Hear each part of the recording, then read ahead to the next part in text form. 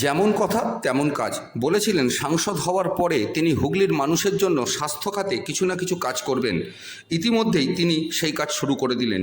Diamond হারবারের সাংসদ অভিষেক বন্দ্যোপাধ্যায়ের সেবাশ্রয়ের ধাঁচে তিনি হুগলিতেও চালু করলেন তার স্বাস্থ্য কাজ। তিনি এদিন ধনেখালি দিয়ে সেই কাজ শুরু করলেন। এখানে এদিন বিনা ব্যয়ে চক্ষু পরীক্ষার পাশাপাশি কৃত্রিম অঙ্গ প্রদানেরও কাজ করা হয়। এর জন্য তিনি আমেরিকা থেকে বিশেষ টিম নিয়ে এসছেন, যারা তার সঙ্গে এই কাজ করবেন। যারা বিভিন্ন কারণে দুর্ঘটনা হোক বা যে কোনো কারণেই হোক, কনুইয়ের নিচ থেকে যাদের হাত নেই, তাদের সেই ধরনের কৃত্রিম হাত দেওয়া হবে, যে হাতের মাধ্যমে তারা গাড়ি চালানো থেকে আরম্ভ করে সমস্ত কিছু কাজ করতে পারবেন। এ নিয়ে কি বলছেন হুগলির সাংসদ রচনা বন্দ্যোপাধ্যায়, আমরা শুনব। আপনারা সবাই জানেন বিগত 3 দিন ধরে আমাদের একটা প্রয়াস চলছিল যে চক্ষু পরীক্ষা কেন্দ্র হবে এবং স্বাস্থ্য শিবির কালকে চুচুড়াতে হচ্ছে। আজকে আমাদের চক্ষু পরীক্ষা কেন্দ্র হচ্ছে দুনিয়াখালীতে, এবং তার সাথে আমরা চেষ্টা করছি মানুষের পাশে থাকার জন্য, মানুষকে ভালোবাসা দেওয়ার জন্য। সেটা হচ্ছে আমরা সবাইকে আর্টিফিশিয়াল লিম্ব দিচ্ছি, মানে হাত, যাদের হাত পুনর্গের পর থেকে নেই তাদের জন্য আমরা কৃত্রিম হাতের ব্যবস্থা করেছি, এবং সেই হাত আমেরিকা থেকে আসছে, মেনটেনেন্স ফ্রি। এই হাত যারা লাগাবেন তাদের কোন রকম মেইনটেনেন্সের কোনো ব্যাপার নেই। চান, খাওয়া, জল, সব রকম কাজ তারা করতে পারবে সেই হাত দিয়ে। বাইক চালাতে পারবে, স্কুটার চালাতে পারবে, রাস্তাঘাটে হাঁটার তো কোনো সমস্যা নেই, লোকের হাত ধরতে পারবে, হ্যান্ডশেক করতে পারবে, সবকিছু করতে পারবে। সেরকম ধরনের লিম্বের আমরা ব্যবস্থা করছি। তার জন্য আমার পুরো টিম এসছে, তরফ থেকে এসছে, এবং ওরা সবাই রয়েছে। Hello ma'am, you are going live right now. তো ওনারা সবাই রয়েছেন আজকে আমার সাথে, উনি রয়েছেন, আমরা সবাই একসাথে দেখেছি ডিস্ট্রিক্ট লোক। তো আমরা সেরকম ভাবে সবাইকে সাপোর্ট করেছি। আমার যে 7টা কনস্টিটুয়েন্সি আছে, সেই 7টা কনস্টিটুয়েন্সির মধ্যে থেকে আমরা খুঁজে বার করেছি যাদের বিপদের পর থেকে অ্যাক্সিডেন্টের জন্য হাত ছুটে গেছে বা অন্য কোনো কারণে, তাদের সবাইকে আমরা প্রতিদিন হাত দেওয়ার পরিকল্পনা করেছি। এবং এই প্রয়াসের পেছনে আমাদের মাননীয় মুখ্যমন্ত্রী মমতা বন্দ্যোপাধ্যায়ের আশীর্বাদ, অনুপ্রেরণা, ভালোবাসা নিয়ে আমি আজ এই কাজে নেমেছি। আশা করি আমি সবাইকে আনন্দ দিতে পারবো এবং সবার পাশে, তাদের বিপদে দাঁড়াতে পারবো, তাদের দুঃখের পাশে আমি গিয়ে দাঁড়াতে পারবো। আজকে 4 হ্যান্ড আছে, কোনো মেনটেনেন্স লাগে না। It can be used in water everywhere and it does not break easily. আমাদের ক্লাব রুবি ক্লাব এটা লাগাতে we have already done 1275 and world day এটা 20,000 লেগে গেছে। It's just that one is doing fingers open. পাশাপাশি এদিনের কর্মসূচি নিয়ে সাংবাদিকদের প্রশ্নের উত্তরে রচনা বন্দ্যোপাধ্যায় বলেন, মুখ্যমন্ত্রী মমতা বন্দ্যোপাধ্যায়ের অনুপ্রেরণাতেই তিনি এই কাজ শুরু করেছেন। পাশাপাশি দিলীপ ঘোষকে নতুন বিয়ের জন্য এবং এদিন তার জন্মদিনের জন্য শুভেচ্ছাও জানান। পাশাপাশি তৃণমূল নেতা দেবাংশু ভট্টাচার্যের জন্য কেউ না কোথাও কেউ রয়েছে এবং আগামী দিন তিনি বিয়ে করবেন বলেও এদিন তিনি সাংবাদিকদের প্রশ্নের উত্তরে জানান। আজকের কর্মসূচি কি বলবেন একেবারে? হ্যাঁ, দেখো, আমি সাংসদ হওয়ার পরে এটা আমার একটা যেটা বলতে পারো একটা ভালো কাজের সাথে শুরু করলাম। আমি প্রায় 1 বছর তো চললো। এখন সেটাই দেখলে ভাবলে মনে হয় যে আগের বছর ঠিক এই সময় আমাদের প্রচার চলছিল, দিন রাত প্রচারে ব্যস্ত থাকতাম।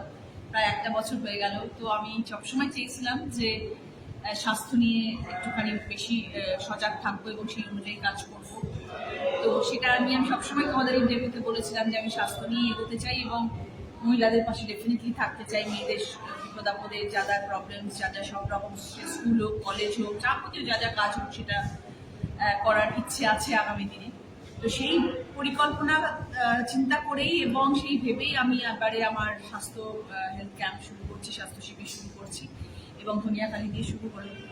কারণ ধনিয়াখালী আমার খুব কাছে নিজের, এবং ধনিয়াখালীর অবদান অনেক আমার আজ সাংসদ হওয়ার পেছনে। অসীমা পাত্র আমাদের বিধায়ক মহাশয়ার অবদান অনেক আমাকে আজকে এই সাংসদ জায়গায় পৌঁছানোর জন্য। আমি চিরকৃতজ্ঞ সেই জন্যই ধনিয়াখালী মানুষের কাছে তথা আমাদের প্রিয় অসীমাদের কাছে।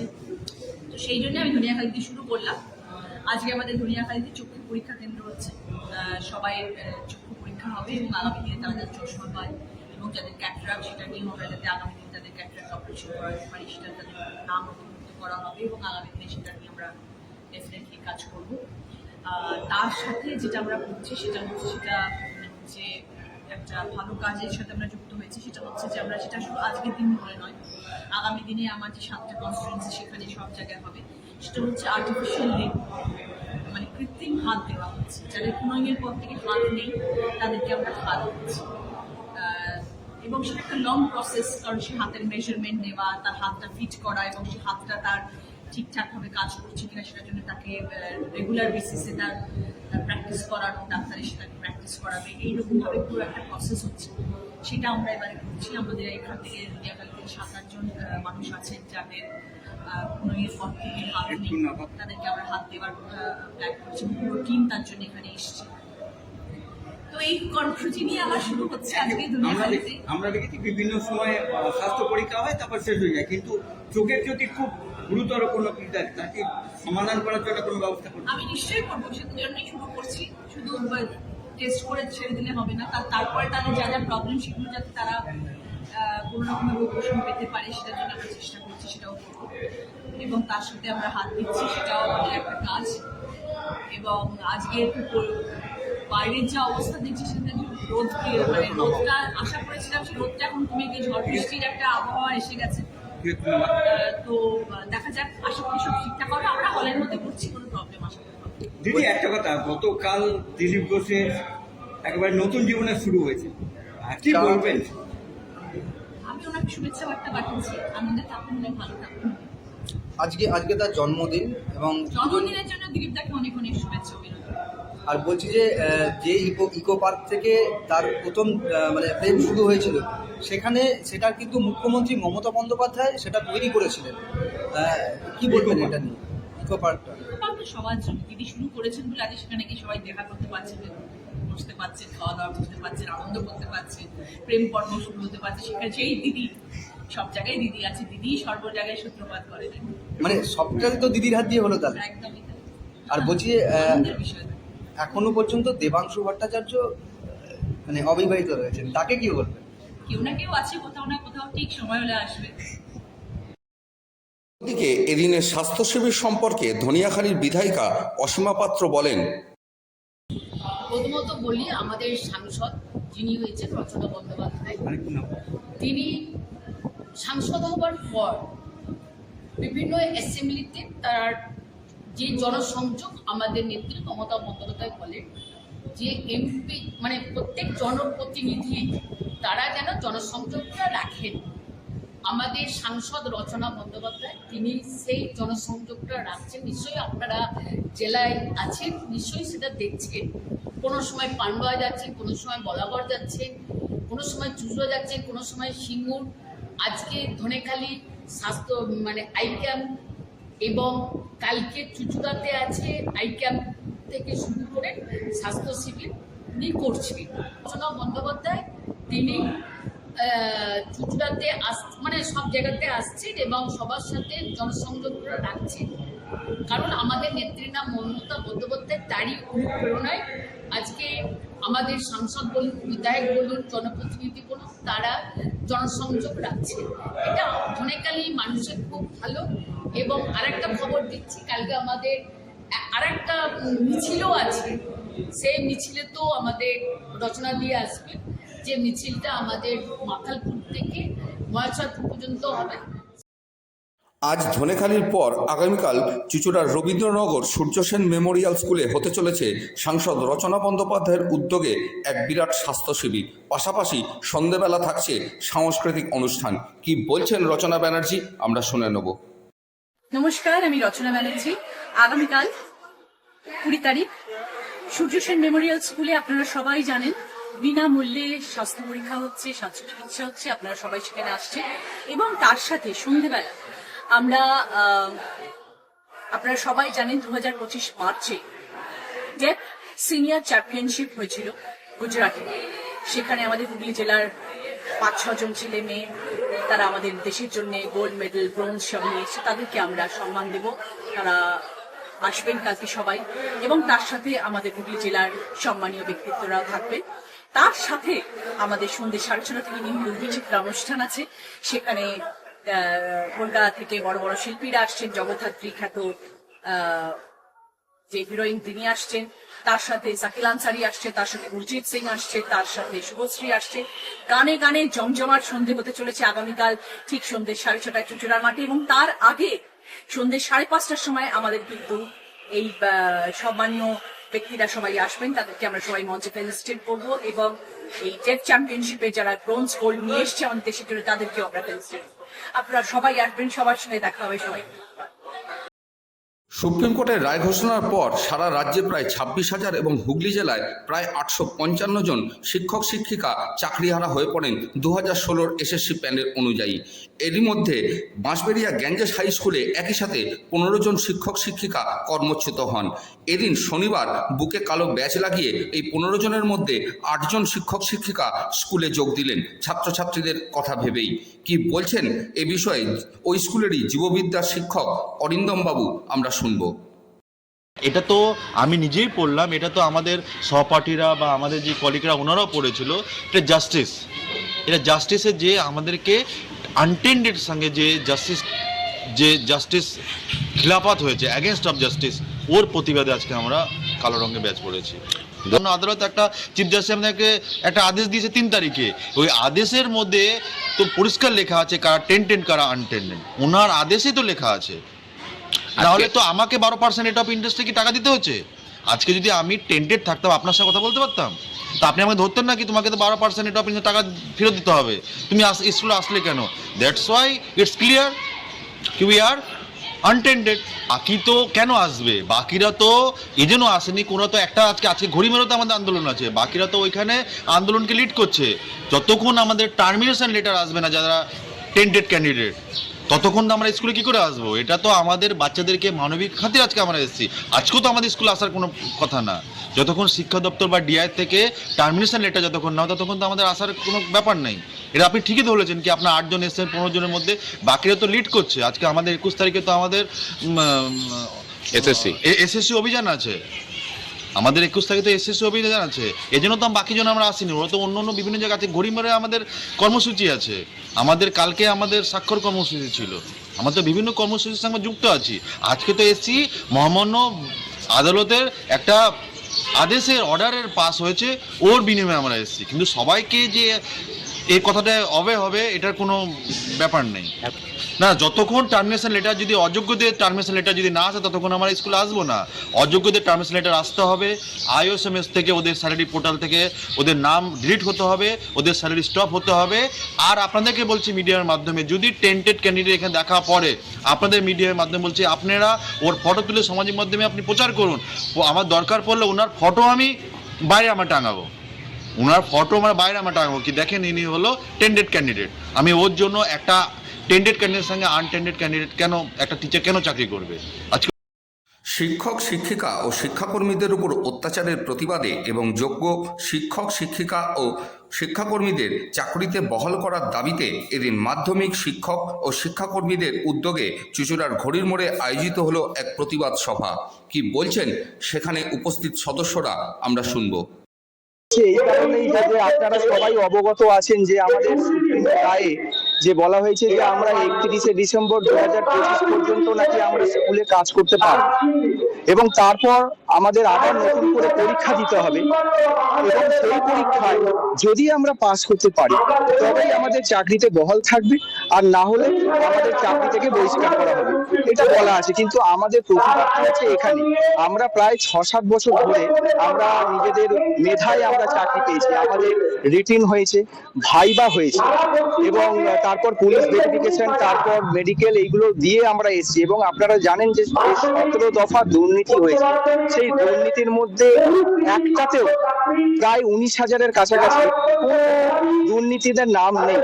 এবং ব্যাপার হচ্ছে যে দেশের যে সর্বোচ্চ তদন্তকারী সংস্থা যেটা সিবিআই, সেই সিবিআইও আমাদের এগেইনস্টে কিন্তু কোনো রকম ভাবে কোনো কিছু প্রমাণ করতে পারেননি। এবং সেই জন্য আমাদেরকে যে অচিহ্নিত যে ক্যান্ডিডেট হিসাবে আমাদের বলা হলো যে যেহেতু চিহ্নিত করা গেল না, সেই জন্য আমাদেরকে বলা হলো কি যে তোমরা 31শে ডিসেম্বর অবধি কাজ করো, তারপর কি তোমাদের পরীক্ষা দিতে হবে। আমাদের এখানেই হচ্ছে প্রতিবাদটা। যে 21 তারিখে আমরা এসএসসি ভবন অভিযান করব। সেখান থেকে যোগ্যদের একটা সার্টিফাইড লিস্ট এসএসসি দেবে, তারপরে আমরা স্কুল যাব। তার কারণ আমরা দেখেছি মিডিয়াতেই যে যারা সিবিআই লিস্টে নাম আছে তারাও একথা বলেছে যে যেহেতু কোনো লিস্ট এসএসসি থেকে দেয়নি তারাও অযোগ্য নয়, সিবিআইকে তারা মানে না, তারা স্কুল যাবে। তো সেক্ষেত্রে এটা তো অবশ্যই স্পষ্ট হওয়া দরকার যে কারা স্কুল যাবে আর কারা যাবে না অ্যাকর্ডিং টু MA ভার্ডিক্ট। তো সেই অনুযায়ী আমরা ঠিক করেছি 21 তারিখে আমরা এসএসসি ভবন অভিযান করব। সেখান থেকে যদি লিস্ট দেওয়া হয়, যতক্ষণ না দেওয়া হবে আমরা ওখান থেকে উঠবো না, তা দেওয়া হলে পরে তারপরে আমরা স্কুল যাবো কিনা ঠিক করবো।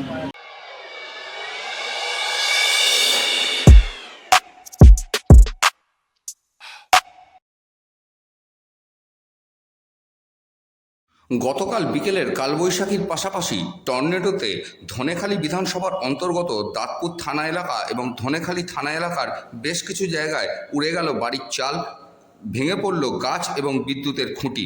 ঘটনাগুলি ঘটেছে দাঁতপুর থানা এলাকার অন্তর্গত মাকালপুর এলাকায় এবং ধনেখালি থানার অন্তর্গত সমসপুর 2 গ্রাম পঞ্চায়েতের কয়েকটি গ্রামে।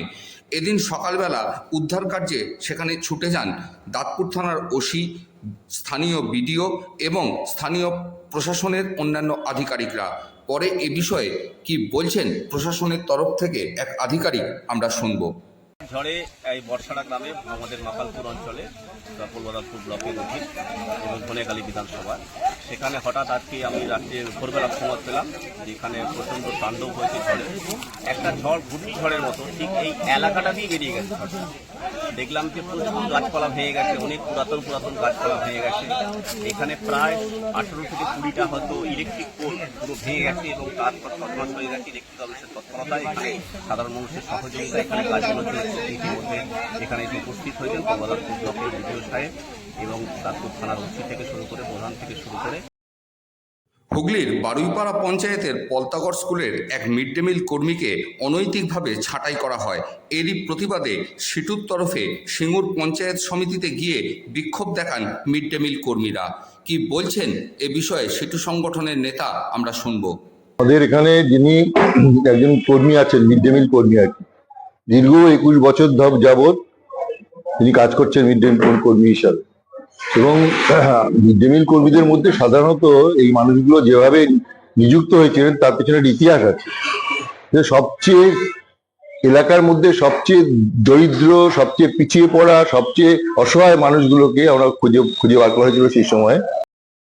হাওড়া বর্ধমান মেল লাইন শাখায় শেওড়াফুলি রেল স্টেশন বা শেওড়াফুলি জংশন একটি গুরুত্বপূর্ণ স্টেশন, কিন্তু এরই আন্ডারপাস সারা বছর জল জমে থাকায় সাধারণ মানুষের পক্ষে চলাফেরা করা খুবই কষ্টকর এবং দুরূহ।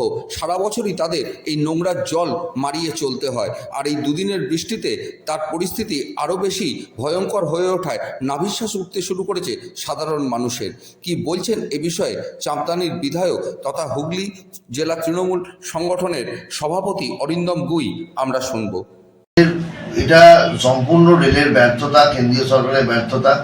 যারা সবসময় হিন্দুত্ব নিয়ে কথা বলে, আপনারা শুনবেন যে তাদের উন্নয়ন নিয়ে কোনো কথা নেই, সবসময় তারা হিন্দুত্ব নিয়ে কথা বলছে। তাহলে এই জায়গায় বলি যে আজকে চড়কের মতো প্রোগ্রাম, 2-3 আগে রামনবমীর মতো অনুষ্ঠান গেল, যেখানে হিন্দুদের এত বড় অনুষ্ঠান, যেখানে হনুমান জয়ন্তী গেল, সেই জায়গায় মানুষ কিভাবে এই জল মারিয়ে, নোংরা জল, আবর্জনার জল, এই জল মারিয়ে তাদের যেতে হচ্ছে, সত্যি আমাদের খারাপ লাগছে। মানকুণ্ডু সাধারণ পাঠাগারের উদ্যোগে মানকুণ্ডু স্পোর্টিং ক্লাব প্রাঙ্গণে দুদিনব্যাপী মানকুণ্ডু লিটল ম্যাগাজিন মেলা অনুষ্ঠিত হচ্ছে। মানকুণ্ডু লিটল ম্যাগাজিন মেলার এবারের বৈশিষ্ট্য দেয়াল পত্রিকার প্রতিযোগিতা। পঞ্চম বার্ষিকী এই মেলায় এবারে 40টি স্টল অংশ নিয়েছে। এই মেলায় আলোচনা সভা, কবিতা পাঠ, অনুগল্প নিয়েই সাজানো হয়েছে এই মেলা। এই মেলায় থাকছে বিভিন্ন স্টলে বিভিন্ন লিটল ম্যাগাজিনের সংস্থা। মূলত সংস্থার আয়োজকদের কথায় লিটল ম্যাগাজিন হলো সাহিত্যের আঁতুর ঘর। কি বলছেন উদ্যোক্তারা আমরা শুনে নেব। মানকুণ্ডু স্পোর্টিং ক্লাবের অঙ্গনে মানকুণ্ডু লিটল ম্যাগাজিন মেলার শুরু হলো আজ এবং কাল। আজকে মোটামুটিভাবে দেখতে পাচ্ছি 30টার মতো স্টল এসছে, লিটল ম্যাগাজিন স্টল, এবং মানুষের জনসমাগমও যথেষ্ট ভালো। এবং এখানে এই যা আজকে এসেছে, এই যে মানুষের উদ্দীপনা, কৌতূহল, এবং বিশেষ করে চোখে পড়ছে শিশু কিশোর কিছু এসেছে। তার মানে আমাদের আশ্বাসের জায়গা, বিশ্বাসের জায়গা যে না, সব কিছু হারিয়ে যায়নি, এখনও চলবে। মঞ্চে অনুষ্ঠান চলছে, সেই সঙ্গে এখানে প্রত্যেকটা স্টলে প্রচুর ভিড় দেখতে পাচ্ছি। এটা খুব আশার কথা। এবং সবচেয়ে বড় কথা যে এটা আর একটা জিনিস, এখানে স্কুলে যে এখনও দেয়াল ম্যাগাজিন হয় সেটা আমরা তো জানতাম না, কিন্তু এখন দেখতে পাচ্ছি এখানে এরা এনেছে অন্তত 14-15টা দেয়াল ম্যাগাজিন স্কুল থেকে তুলে এনেছে, এবং সেই দেয়াল ম্যাগাজিনগুলো আজকে অত্যন্ত সুন্দর করে সাজানো। এই ব্যাপারটা আমাদের প্রত্যেকের ভালো লেগেছে, খুব সুন্দর। এরা এগিয়ে চলুক, এটি কামনা করি। আমার নাম গৌর বৈরাগী। শ্যামল সিনহার রিপোর্ট, সংবাদ 24। দমদম ব্যারাকপুর সাংগঠনিক জেলা তৃণমূলের উদ্যোগে হয়ে গেল সাংবাদিক বৈঠক। সাংবাদিক বৈঠকে জেলা দলীয় কার্যালয়ে উপস্থিত ছিলেন রাজ্যের মন্ত্রী ব্রাত্য বসু, শোভনদেব চট্টোপাধ্যায়, সাংসদ পার্থ ভৌমিক সহ অন্যান্য তৃণমূল নেতানেত্রীরা। এদিন সাংবাদিক বৈঠকে পার্থ ভৌমিক বলেন, উপস্থিত আছেন রাজ্যের মাননীয় মন্ত্রী, শিক্ষামন্ত্রী, উচ্চশিক্ষামন্ত্রী শ্রদ্ধেয় শ্রী ব্রাত্য বোস, রাজ্যের অত্যন্ত গুরুত্বপূর্ণ মন্ত্রী আমাদের অগ্রজ শ্রী শোভনদেব চট্টোপাধ্যায়, রাজ্যের মাননীয় অর্থমন্ত্রী মাননীয়া চন্দ্রিমা ভট্টাচার্য, আমাদের দমদম ব্যারাকপুর সাংগঠনিক জেলার চেয়ারম্যান, বিধানসভার চিফ হুইপ শ্রদ্ধেয় শ্রী নির্মল ঘোষ, বিধায়ক সোমনাথ শ্যাম, বিধায়ক সুবোধ অধিকারী, বিধায়ক সনদ দে, বিধায়ক রফিকুর রহমান, বিধায়ক সায়ন্তিকা বন্দ্যোপাধ্যায় এবং মঞ্জু বোস আর কিছুক্ষণের মধ্যেই আসবেন। সমস্ত চেয়ারম্যানেরা রয়েছেন, সমস্ত দলের যারা সাংগঠনিক সভাপতি তারা রয়েছেন। প্লাস আপনারা জানেন যে এই ভোটার লিস্ট করার জন্য সমস্ত ব্লক টাউনে আমরা একটি সুপারভাইজার পোস্ট ক্রিয়েট করেছি। বাংলার মাননীয় মুখ্যমন্ত্রী মমতা ব্যানার্জির 27শে ফেব্রুয়ারি নেতাজি ইন্ডোর স্টেডিয়ামের সভার পরিপ্রেক্ষিতে তারা রয়েছেন এবং সমস্ত পঞ্চায়েত সমিতির সভাপতিরা রয়েছে। আমাদের মূল কথা হচ্ছে যে আপনারা নেতাজি ইন্ডোর স্টেডিয়ামে 27শে ফেব্রুয়ারি বাংলার মাননীয় মুখ্যমন্ত্রী এবং আমাদের দলের চেয়ারপারসন সর্বভারতীয় তৃণমূল কংগ্রেস, তিনি প্রথম সারা ভারতবর্ষের মানুষের দৃষ্টি আকর্ষণ করেন যে ভুয়ো ভোটার গুজরাট, হরিয়ানা বিভিন্ন রাজ্য থেকে নির্বাচন কমিশনারের প্রত্যক্ষ এবং পরোক্ষ মদতে ভুয়ো ভোটারের নাম ঢুকিয়ে দেওয়া হচ্ছে। মহারাষ্ট্রে লোকসভা নির্বাচনে 3-4 মাসের মধ্যে হওয়া বিধানসভা নির্বাচনে দুটোর ভোটার তালিকার মধ্যে পার্থক্য করলে দেখা যায় যে এই 4 মাসে 38 লক্ষ নতুন ভোটারের নাম মহারাষ্ট্রের ভোটার তালিকায় ঢুকেছিল। 2024-এর লোকসভা নির্বাচন তার 6-7 মাসের মধ্যে দিল্লির বিধানসভা নির্বাচনে ভোটার লিস্টের তারতম্য করলে দেখা যায় যে 6 মাসের মধ্যে 4 লক্ষ নতুন ভোটারের নাম ঢুকেছিল। এবং সেখান থেকেই বাংলার মাননীয় মুখ্যমন্ত্রী তিনি তার বিভিন্ন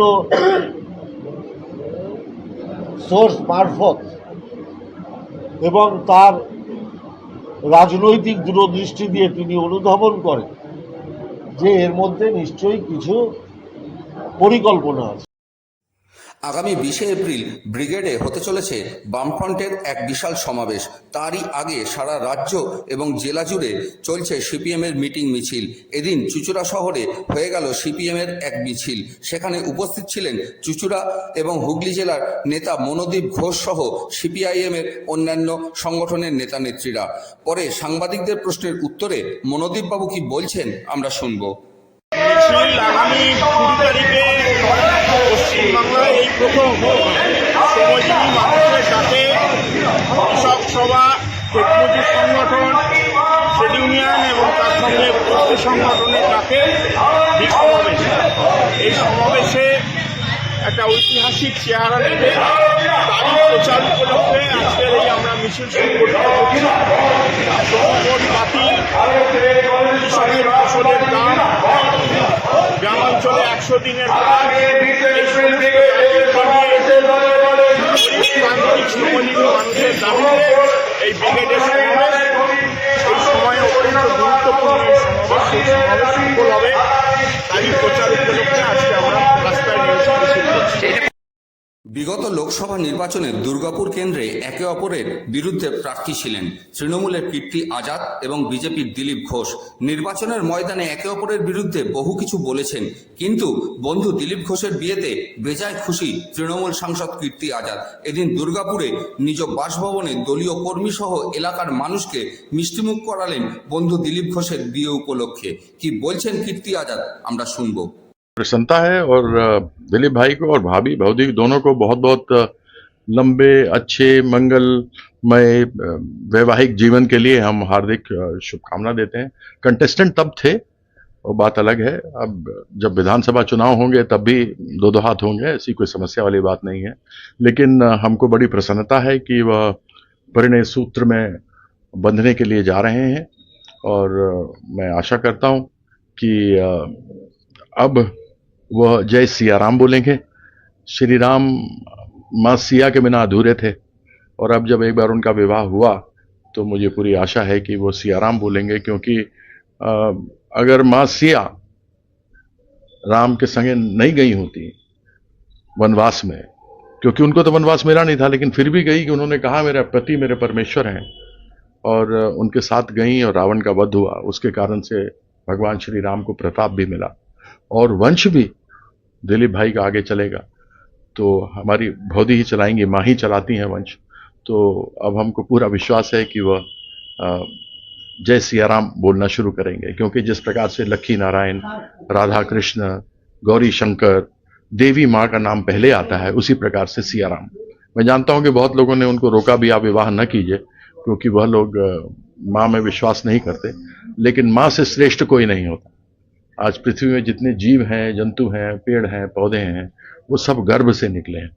तो मैं एक बार पुनः उनको बहुत बहुत बधाई देता हूँ और लंबी उनके वैवाहिक जीवन की कामना करता हूँ, दोनों की लंबी आयु की कामना करता हूँ, उनके घर में बच्चे हों, खूब सब हों, फले फूलें, बढ़ें आगे और उनका वंश चले, ऐसी मेरी कामना माँ काली से है, माँ भगवती से है। বাংলায় ভুয়ো ভোটার ধরতে গত 27শে ফেব্রুয়ারি নেতাজি ইন্ডোরে দলীয় নেতাকর্মীদের নিয়ে বৈঠক করেন তৃণমূল সুপ্রিমো মমতা বন্দ্যোপাধ্যায়। তারপরেই জেলায় জেলায় শুরু হয়েছে ভুয়ো ভোটার ধরার কাজ। এদিন তারকেশ্বরে তৃণমূলের দলীয় কার্যালয়ে ভুয়ো ভোটার ধরতে এবং বাংলা ভোট রক্ষা নিয়ে এক অভিযান কর্মসূচি চালিয়ে সাংবাদিক বৈঠক করলেন তারকেশ্বরের বিধায়ক রামেন্দু সিংহ রায়। তিনি কি বলছেন আমরা শুনে নেব। না, সে যদি নিজের থেকে অন্য ওয়ার্ডে নাম তুলে থাকে তাহলে যে ওয়ার্ডে আগে ছিল সেটা বাতিল হবে। এটা নির্বাচন কমিশনের আইন। একই ব্যক্তি দু জায়গায় নাম রাখা যায় না, কোথাও নয়, শুধু ওয়ার্ড কেন, ভারতবর্ষের কোথাও। সে যে কোনো একটা জায়গাতেই তার নামটা রাখা আইন। যদি একাধিক জায়গায় থাকে, আমাদের এই অ্যাপসের মাধ্যমে আমাদের BLA 2 এর বিশেষ অভিযানের মধ্য দিয়ে যদি আইডেন্টিফাই হয়, আমরা প্রথমে ভোটারকে বলবো আপনি কোন জায়গায় রাখতে চাইছেন এইটা। যদি তিনি সেটাকে চয়েস করে সেটা রাখেন, তাহলে অন্য জায়গা থেকে কিভাবে বাতিল হবে নির্বাচন কমিশন সেই সহযোগিতাও আমার BLA 2 তাকে করবে। যদি দেখা যায় তারপরেও দু জায়গায় রয়ে যাচ্ছে, তখন ওই যে বললাম BLA 2 থেকে অঞ্চল, অঞ্চল থেকে ব্লক, ব্লক থেকে জেলা, জেলা থেকে রাজ্য, আমরা তখন সেন্ট্রালি দুইটা নিদর্শন তুলে ধরে নির্বাচন কমিশনে যাব, যাতে একটা জায়গা থেকে তারা